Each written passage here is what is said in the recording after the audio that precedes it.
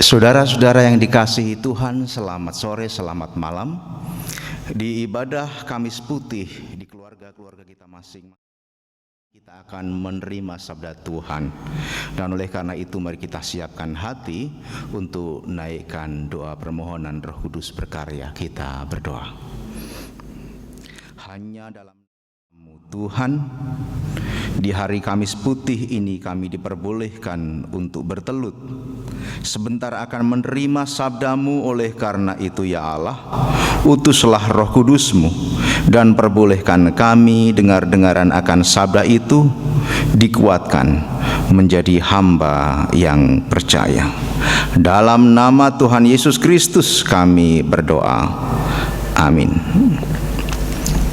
Saudara-saudara yang dikasihi Tuhan, hari ini kita akan menerima sabdanya dan leksionari, khususnya pada bagian Injil, mencatat agar kita semua mencermati Injil Yohanes 13 ayat yang pertama sampai dengan ayatnya yang ke-17. Dipersilahkan untuk mencermati, membaca di rumah masing-masing, dan saya akan bacakan khusus ayatnya yang ke-13 sampai 15 sebagai nats kita hari ini. Yohanes 13 ayatnya yang ke-13 sampai 15, demikian sabda Tuhan. Kamu menyebut aku guru dan Tuhan, dan katamu itu tepat, sebab memang akulah guru dan Tuhan. Jadi jikalau aku membasuh kakimu, aku yang adalah Tuhan dan gurumu, maka kamu pun wajib saling membasuh kakimu. Sebab aku telah memberikan suatu teladan kepada kamu, supaya kamu juga berbuat sama seperti yang ku berbuat kepadamu. Demikian sabda Tuhan. Berbahagia kita menerima sabda itu dan memberlakukan sabda itu dalam kehidupan kita sehari-hari. Hosiana. Saudara-saudara yang dikasihi Tuhan, di hari Kamis Putih ini kita merasakan sukacita di dalam kehidupan kita masing-masing, di dalam kebersamaan kita dengan saudara-saudara seiman sedunia. Dan hari ini kita mencermati bagaimana peristiwa di minggu terakhir Tuhan Yesus yang datang ke Yerusalem. Kita semua tahu bahwa 3 tahun pelayanan Tuhan Yesus Kristus di Galilea itu sesungguhnya sebagian besar di antaranya dilakukan dengan berkeliling dari satu tempat ke tempat yang lain, di Betfage, di Kapernaum, di Gadara, di Kaisaria Filipi dan sebagainya. Dan kemudian menjelang terakhir, justru kurang lebih sepekan terakhir mendekati Yerusalem. Apa maknanya? Maknanya adalah Tuhan sedang menegaskan dirinya sebagai guru. Tuhan sedang menegaskan dirinya sebagai Tuhan. Guru yang memberikan pengajaran, guru yang memberikan pendidikan, memberikan pencermatan kepada semua orang, sehingga siapapun kemudian percaya bukan percaya yang kosong. Siapapun yang kemudian mempercayai dia itu Tuhan, itu bukan kosong, tetapi oleh karena pengajarannya, kepercayaannya adalah kepercayaan yang berisi. Maka tepat kalau kemudian Tuhan menyebutkan, benar jikalau engkau mengatakan aku adalah guru dan aku Tuhan. Cerita ini bertepatan ketika Tuhan Yesus akan mengadakan perjamuan yang terakhir. Dan kebiasaan yang ada pada saat itu, mereka datang membasuh kaki dan sebagainya. Ada sebuah cerita yang menarik melalui perikop ini, di mana Tuhan membalikkan semua kebiasaan yang ada. Kebiasaan yang ada adalah orang-orang Yahudi dimanapun tepatnya bepergian, mereka selalu memakai kasut, memakai semacam sepatu sandal. Dan sepatu mereka itu bukan sepatu yang tertutup, sepatu ya sandal. Dan mereka berjalan ke sana kemari, kadang-kadang melap dengan tangannya, dengan badannya, tangan dan kakinya itu kotor. Dan oleh karena itu setiap kali mereka masuk ke ruangan, setiap kali mereka masuk ke sebuah tempat, yang terjadi adalah tuan rumah atau tempat itu menyediakan sebuah tempat untuk mereka mencuci kaki terlebih dahulu dan kemudian mencuci tangan pula, supaya kemudian mereka menjadi bersih. Oleh karena itu, yang terjadi adalah apabila ada orang Yahudi yang tidak menyediakan tempat untuk cuci, air untuk mencuci, itu bukan orang lumrah.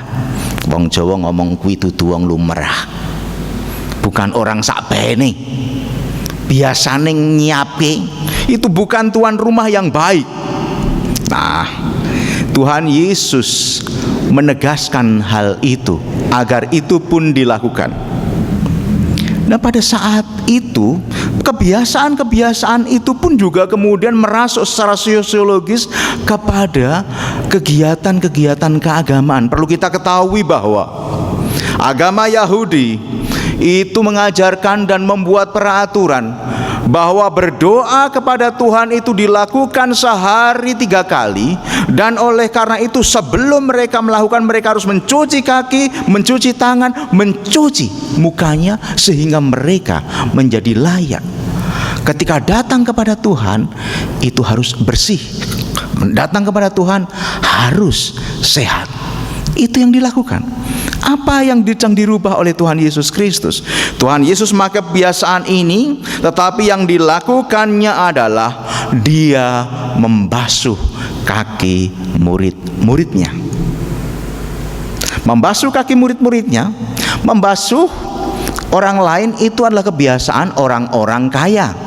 Mereka menyediakan budak, pembantu, dan orang-orang yang berkuasa, orang yang punya kekuatan, punya kekuasaan, orang yang kaya itu akan dibasuh.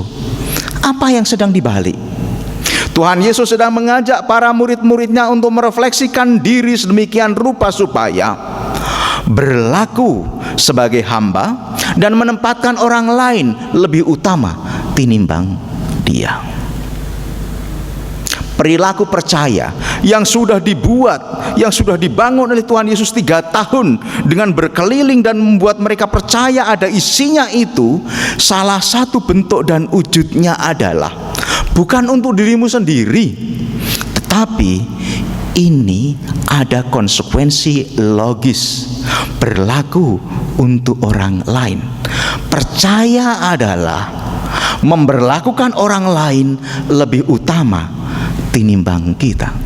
Percaya adalah menempatkan diri lebih rendah tinimbang orang lain. Percaya adalah menyiapkan segala sesuatunya itu siap dan indah di hadapan Tuhan. Hamba yang percaya begitu. Dan oleh karena itu, jikalau kemudian Tuhan mengatakan, kamu menyebut aku guru dan Tuhan, dan katamu tepat, memang akulah guru dan Tuhan. Guru itu adalah simbol kebenaran. Guru adalah sumber dari segala kebajikan.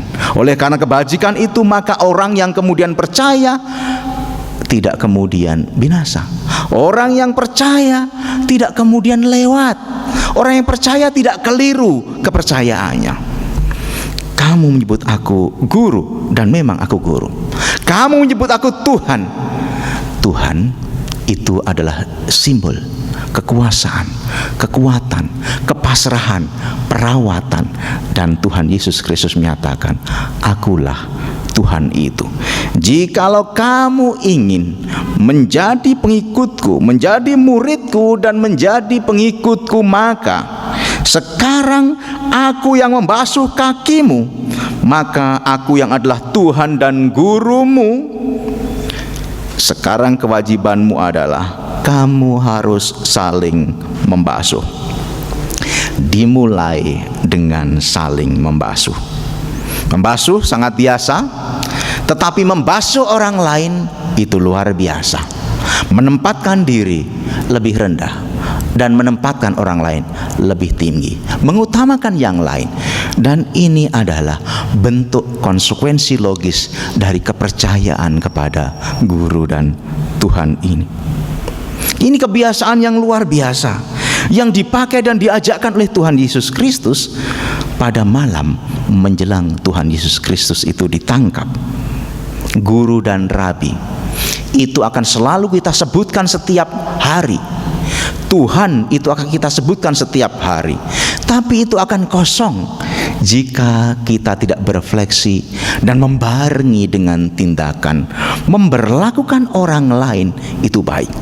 Saudara-saudara, entah ini kebetulan atau tidak, pada kondisi luar biasa KLB COVID-19 ini hampir semua tempat kok ia memperlakukan yang sama seperti pada zaman itu.